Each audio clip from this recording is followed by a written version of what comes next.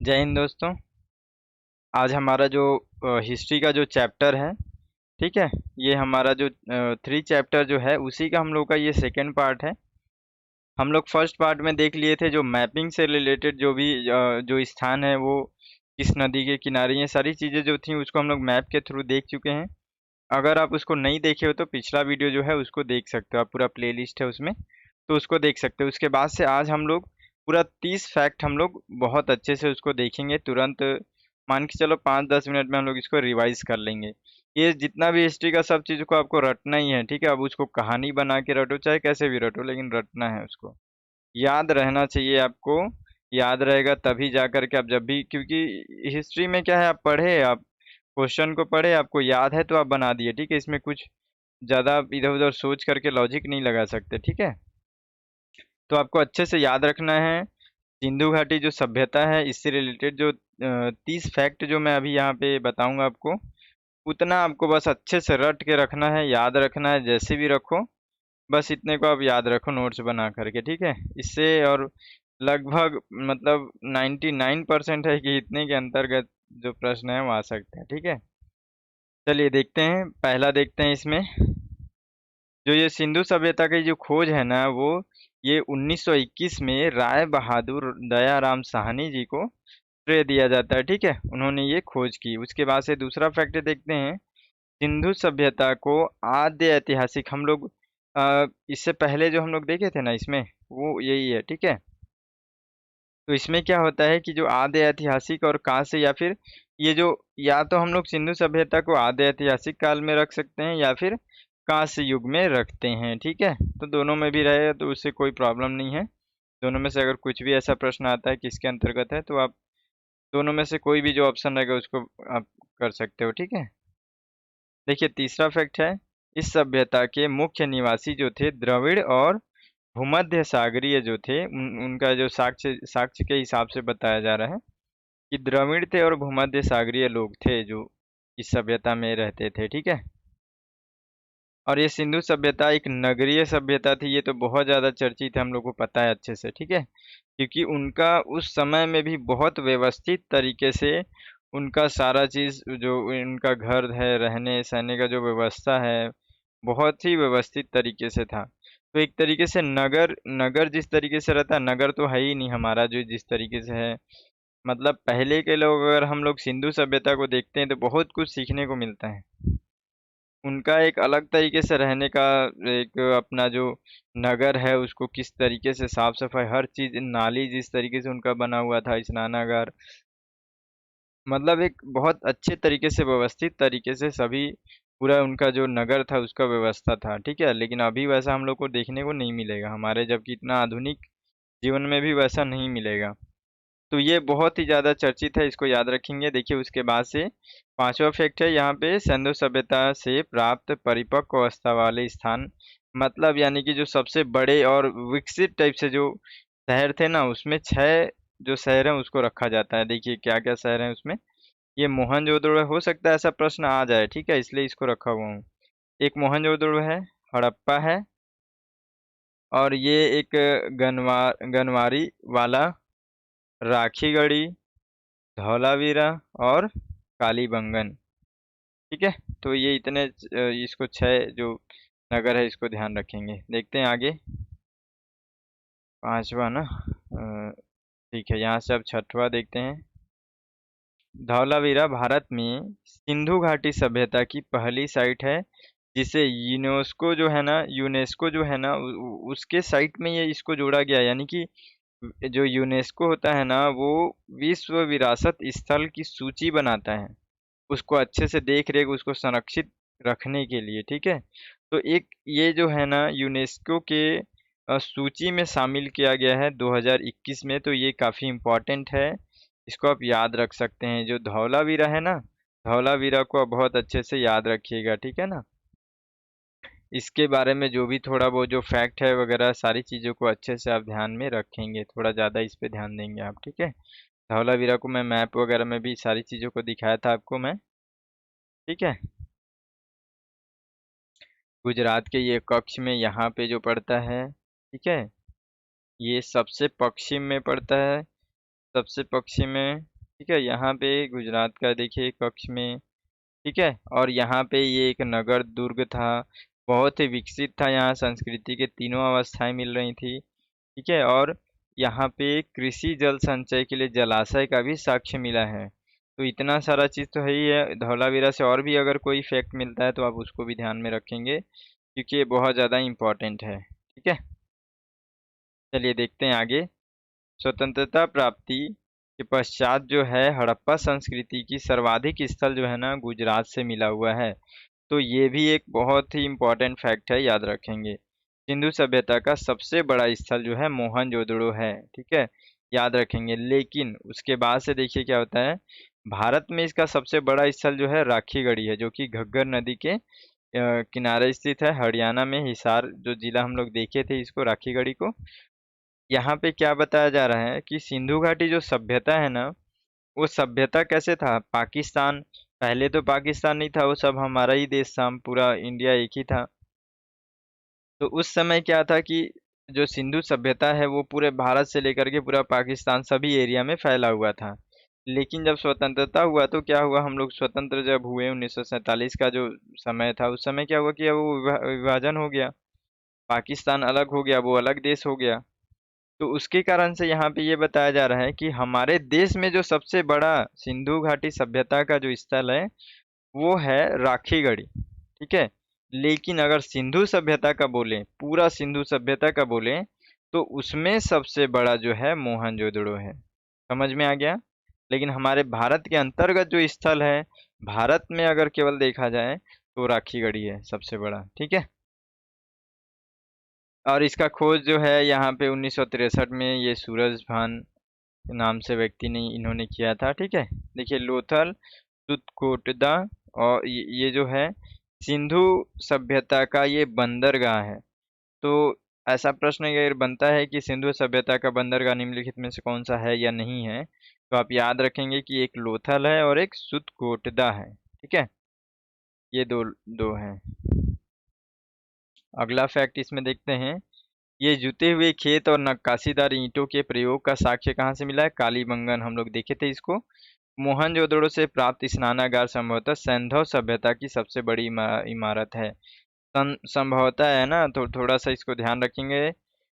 ठीक है, क्योंकि संभवतः मतलब कि हो सकता है कि आगे भी और भी कुछ बड़ा ऐसा चीज मिल जाए, लेकिन अभी तक जो है वो स्नानागार ही है जो मोहनजोदड़ो का सबसे बड़ा स्थल है, इमारत है, सॉरी, है ना। देखिए, अग्निकुंड जो है लोथल और कालीबंगन से प्राप्त हुआ है, ध्यान रखेंगे।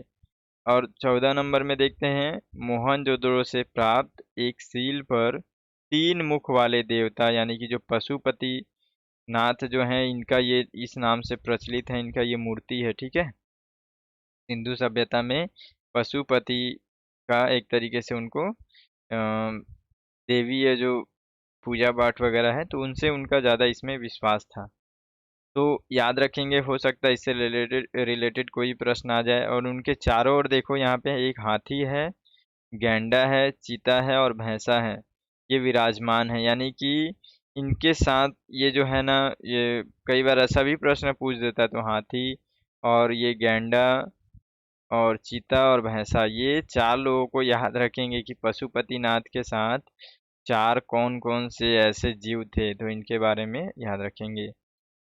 अगला फैक्ट है इसमें, मोहनजोदड़ो से नर्तकी की कांस्य मूर्ति मिली है, यानी कि ये सॉरी, कांस्य की बनी हुई नर्तकी मिली है। ठीक है, यानी कि इससे ये भी पता चलता है कि उस समय के लोग भी ये जो नाच गाने, जो डांस वगैरह, ये सब का भी वो लोग का शौक था उस समय भी, है ना। उस समय भी वो लोग बहुत अच्छे से इन सभी चीज़ों को, मतलब एक तरीके से क्या इंजॉयमेंट करते थे, कह सकते हैं। ठीक है, हो सकता है त्योहार वगैरह में ये सारी चीज़ों, जो डांस वगैरह प्रचलित हो।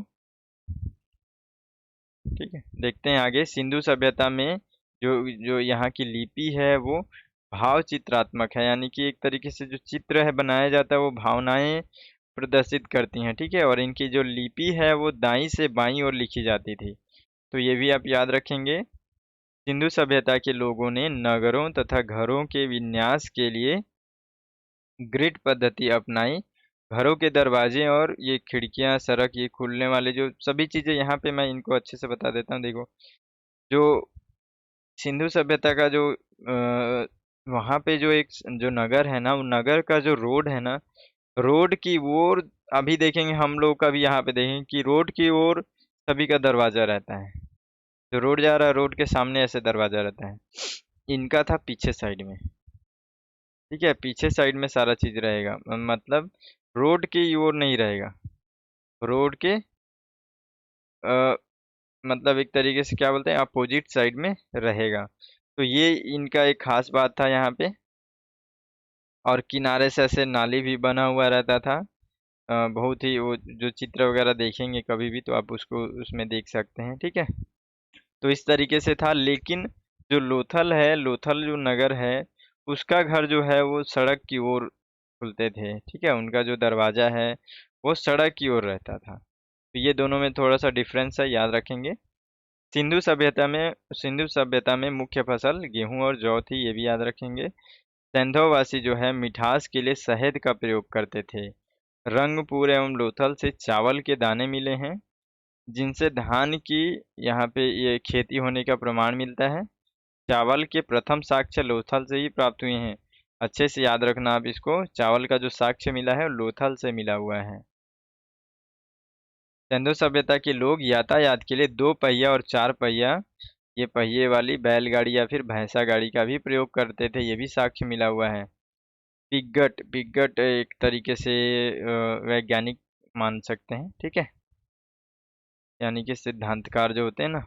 पिगट ने हड़प्पा एवं मोहनजोदड़ो को एक विस्तृत साम्राज्य का की जुड़वा राजधानी कहा है। ठीक है, ये कहीं ना कहीं थोड़ा सा फैक्ट के रूप में ये भी बहुत इंपॉर्टेंट है। सिंधु सभ्यता के लोग धरती को उर्वरता की देवी मानकर उनकी पूजा किया करते थे।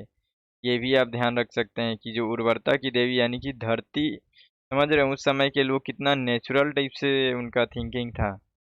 ठीक है, मतलब जो धरती है, मतलब उनको पूरा प्रकृति का वो पूजा करते थे, पेड़ पौधे, वृक्ष, ये सब चीजों का पूजा किया करते थे वो लोग। तो धरती को उर्वरता की देवी मानते थे, यानी कि एक तरीके से धरती से हम लोग कुछ भी उगाते हैं, जितना भी खाने पीने का हमारा पूरा जीवन उसी पे चल रहा है। तो इसलिए वो लोग उसी को देवी मान करके उसका पूजा करते थे। ठीक है, वृक्ष पूजा, शिव पूजा के प्रचलन के भी साक्ष्य मिले हुए हैं हिंदू सभ्यता से। ये सारी चीजें जो मिली हुई है, तो वृक्ष पूजा, शिव पूजा को याद रखेंगे। सिंधु सभ्यता में मातृ देवी की उपासना सर्वाधिक प्रचलित थी। मातृ देवी, ठीक है, ये मातृ देवी कौन है, ये धरती की उर्वरता जो है ना, ये मातृ देवी यानी कि धरती को ही ये लोग सबसे मुख्य प्रमुख रूप से मानते थे। तो यहाँ मातृ देवी जो है, ये शब्द याद रखेंगे। पशुओं में देखिए कुबड़ वाला सांड, ठीक है, इस सभ्यता के लोगों के लिए एक विशेष पूजनीय था। कुबड़ वाला जो सांड है उसका भी ये लोग बहुत ज्यादा पूजनीय उसको मानते थे। यहाँ पे देखिए स्त्रियां, यहाँ पे स्त्री मृण मूर्तियां, यानी कि एक तरीके से मिट्टी की बनी हुई मूर्तियां जो हैं सबसे अधिक यहाँ पे मिले हुए हैं। इससे ये थोड़ा सा अंदाजा लगाते हैं कि जो सैंधव समाज था ना, वो मातृ सत्तात्मक था। तो कहीं ना कहीं माता के प्रति इनका बहुत ज़्यादा एक तरीके से पूजनीय थे। उस समय उनका ये समाज में बहुत ज़्यादा प्रचलन था, बहुत अच्छा भी था। ठीक है, देखिए आगे। सेंधववासी सूती एवं ऊनी के वस्त्रों का प्रयोग करते थे। ये जो फैक्ट है, ये जो ऑप्शन है, कई बार आप क्वेश्चन में देखे होंगे कहीं ना कहीं।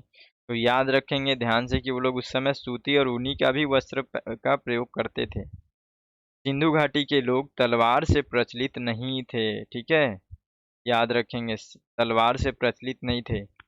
यूपीएससी में एक बार प्रश्न आया था कि सिर स्त्राण, ठीक है, सिर स्त्राण उसको इंग्लिश में उसका ट्रांसलेट था कि हेलमेट का प्रयोग करते थे, यानी कि युद्ध के समय उनके पास घोड़े और ये पूरा जो वाहन होता है उनका, वो सभी के साथ सिर स्त्राण का प्रयोग करते थे युद्ध के समय। तो ऐसा कोई प्रमाण नहीं मिला है कि हेलमेट वगैरह वो जो रहता था ना ऊपर, बहुत लोगों का इस तरीके से कुछ है ना, लड़ने के लिए वो क्या क्या रहता है, ठीक है, तलवार के साथ में जो रोकता है, ये सारी चीजें जो है ना, तो इनसे रिलेटेड इस तरीके से प्रश्न पूछा था एक बार। तो अगर आप ध्यान से फोकस के साथ देखेंगे, थोड़ा सा लॉजिक भी मिक्स करेंगे, तब पता चलेगा। मतलब क्योंकि अभी तक ऐसा युद्ध से रिलेटेड इस तरीके का कोई भी बात अभी तक नहीं पता चला यहाँ पे, ठीक है। लोहे वगैरह का भी खोज यहाँ पे नहीं हुआ था, इनको ये जानकारी नहीं था, तो तलवार वगैरह भी यहाँ पे नहीं थे। इसके बाद से जो आएगा वैदिक काल, उसमें आपको ये सारी चीजें दिखेंगी, ठीक है। अगला जो प्रश्न, सॉरी, ये जो फैक्ट है उसको देखते हैं। सिंधु सभ्यता के लोग काले रंग से डिजाइन किए हुए लाल, ये जो लाल मिट्टी के बर्तन भी ये लोग बनाते थे, ठीक है। यानी कि एक ठो बर्तन बनाते थे, उसमें काले रंग का डिजाइन करते थे, और लाल रंग का पूरा बर्तन होता था, उसमें काले रंग का डिजाइन भी करते थे। तो इस तरीके से ये जो पूरा 30 फैक्ट है ना, बहुत अच्छे से आप याद रखेंगे, ठीक है। लास्ट में मैं एक बार और इसको बता देता हूँ, ये जो फैक्ट के रूप में याद रखना है कि हड़प्पा जो है वो रावी नदी के किनारे स्थित है। मोहनजोदड़ो हो गया, चहुदड़ो हो गया, और ये कोटदीजी हो गया। ये जो तीन है ना, इन तीन को बहुत अच्छे से याद रखिएगा, क्योंकि ये तीनों जो है केवल सिंधु नदी के किनारे ही स्थित है, यानी कि तीनों नगर सिंधु नदी के पास है, ठीक है। ठीक है, ये याद रखिएगा, क्योंकि मान के चलो अगर आपको ऑप्शन में ये जो प्रश्न इनसे रिलेटेड अगर कोई भी ऐसा प्रश्न दिख जाता है, तो आप इतना तो, एक तो आपको एकदम 100% कंफर्म रहेंगे ना आपकी, हाँ ये जो मोहनजोदड़ो है वो सिंधु नदी के पास है, और चहुदुड़ो है वो भी सिंधु नदी के पास है, कोटदीजी है वो भी सिंधु नदी के पास है, ठीक है। और जो कालीबंगन है ये घग्गर नदी के पास है, और जो लोथल है वो भोगवा नदी के पास है, ठीक है। और धौलावीरा जो है वो लूनी नदी के पास है।